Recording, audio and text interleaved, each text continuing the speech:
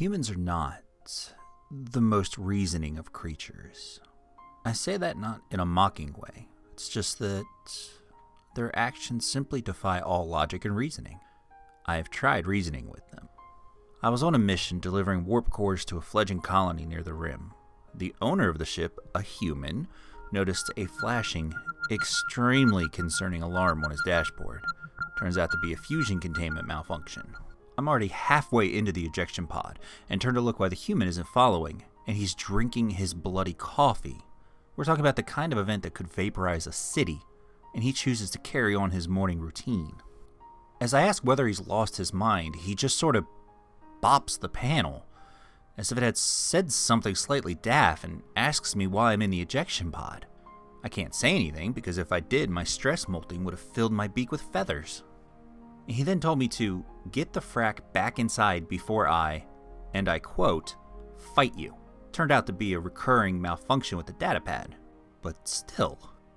Another time, while sitting inside a cafe, I gave him a standard issue mug of Rhinton, a type of stimulant most sentients consume in the morning. Being made of almost straight alcohol, it really puts a twinkle in your eye if you're feeling down.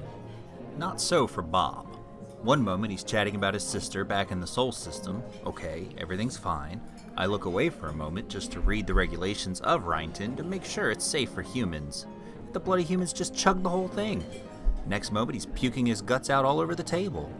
Someone summon a medic! I screamed, trying to latch my beak onto his speaking orifice in order to suction the Rhinton out of his body. Next thing I know, he's making noises like a hatchling with an attitude, and he latched all 4 of his limbs onto my beak, trying to pull his head out. That didn't work, so he simply started hammering on my beak with his upper manipulators, making noises like a strangled frog. I took that to be a sign of distress, and so desisted. But this defies logic. Why would you not want a neurotoxin, for humans anyway, leached out of your system? I opened my beak and he fell with a wet plop back into his seat. Then he yells at me for some reason in his thick dialect. What the bloody damn did you do that for, you great feathered bird bag? He yelled, drawing the attention of everyone in the bar. Here I am, enjoying a nice glass of guppy and having a swiggin' old time, and you decide to suck me eyeballs out through me nostril. Bloody nasty move to pull on a bloke just trying to get sloshed, you friggin' puffed up pincushion of a flying fart bag. And after that I couldn't make out anymore as the Tristel in charge of the establishment asked whether I required medical assistance. I replied that no, I did not, and he replied, "Are you sure? You seem to have rather hijacked your companion's immune system." I was about to reassure him that yes, we were doing wonderfully, but Bob decided he was having none of it. "Oi! Are you calling me friend a liar?" he yelled, standing up on the chair and glaring up into the Tristel's eye. "This bloody arsewolper is as dear to me as me own brother." He fell off the table. He gets back up, muttering obscenities, and throws a punch as high as he could reach, which accomplished 3 things. 1, broke his wrist. 2, he knocked himself right out. And 3, made the whole bar laugh because everyone knows punching a kneecap isn't going to do a whole lot of good. They defy logic, and that's all there is to it. But sometimes it doesn't end well. We were flying a shipment of extremely valuable and highly explosive terraforming solution, piggybacking off of a merchant fleet, to a planet remarkably near Sol. As we stopped in the orbit of Istral, a Bytha planet, Bob's in the pilot seat beside me. He's quit his teasing about my molting cycle and went quiet. I was busy focusing on holding the feathers in until our scheduled drop-off planet, so I wasn't on the comms. He slipped the other note of his headset over his ears and listened intently, his normal grinning and red face going stormy as he listened to the chatter. Without a word, I quit trying to hold my cycle back and slipped a receiver into my ear. "Preparing to exit slipspace, O Prophet." A guttural voice spoke into my ear. "On. Prepare to scan our property for previous owners." "Affirmative. Use of lethal force authorized upon contact." "Granted. Our kitchens could use replenishment." Before I could listen any further, a general broadcast was beamed from the largest of our merchant fleet, the Gorgon's Fate. We accepted the broadcast, and a clipped human voice spoke over the comms. "Well, I think you chaps know what our friends the Krill have in store for the Bytha chaps down there. Thanksgiving dinner, and they're the main course. I was on Centauri 14 when our star went supernova.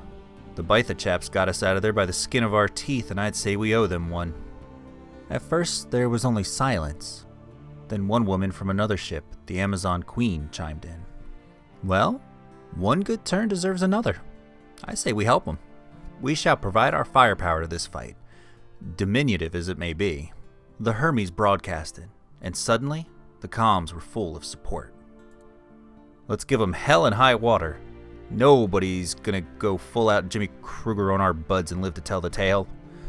Bloody Sasquatches ain't got nothing on a matron with a broom. Never surrender. The last bit came from Bob, who was getting too excited for this encounter for my liking.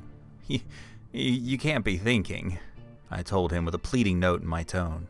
You can bet your feathery arse I'm bloody well serious, he almost shouted, turning to look at me with the light of battle blazing like an inferno in his eyes.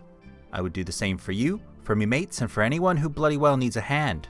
They are nothing to you, I reasoned, almost shouting myself. They might have saved some of your people in the past, sure, but that doesn't mean you have to sacrifice yourself to save them. Chances are you won't even save them. But there's a chance, he shouted. There's a bloody chance that me and me lovely ship will save hundreds of lives, and I just can't turn me back on a people who need me help. I'm sorry, Sam, but if there's a chance one more father will live to see his daughter, one more son will live to see his mother, one more husband who will have a chance to see his wife, I have to do this. You're insane, I whispered with tears in my eyes and bolted for the ejection pod. I heard footsteps slamming the metal behind me, and I turned inside the pod, hoping he had seen sense. But instead, the madman manually ejected the pod from the ship and set the FTL coordinates to the nearest inhabited planet. As the ship drifted away from me and the one-use FTL drives charged, I heard his voice over our personal channel. You've been a bloody good friend to me, Sam. Allow me to ask you one last service. Raise a glass to me when you get planetside, yeah? The Krill's advanced force dropped out of slip space, and our ship's engines, the Loch Ness, ignited with the force of a nuclear bomb. Together, with 1,000,000 tons of merchant fleet steel, he rocketed towards his death, hoping with his death he could buy life for those who deserved it so much less than he. Just before the ejection pod jumped into slip space, he sent one last message to me. Goodbye, old friend. Then the stars bent around me, and I was alone with the weight of my guilt and my grief. The bar was silent. Every conversation had stopped, and there were tears in eyes that had been dry for decades. In the silence, the Krokili warrior raised the glass and said in a low voice, Here's that drink you asked for, my friend. Wherever you are, I hope you remember me. Then he turned, walking out, the door closing against the night, leaving nothing but the silence behind.